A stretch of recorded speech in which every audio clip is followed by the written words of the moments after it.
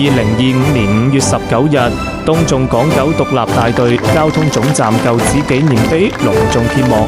東江縱隊港九獨立大隊交通總站舊址追溯至1942年初在深涌這所白牆大屋。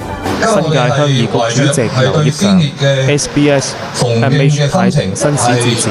齊聚於此，共同見證東江縱隊港九獨立大隊交通總站嘅舊址嘅紀念碑嘅主禮揭幕典禮。民政及青年事務局係會繼續加強市民嘅愛國情懷同埋民族認同感。喂，今日咧有老戰士同我哋一齊，可以咧將佢嘅歷史咧口述繼續咧係傳揚開去。香港地方志中心副總編輯劉淑永介紹歷史背景，與會老戰士和來賓村民同場高唱東江縱隊之歌。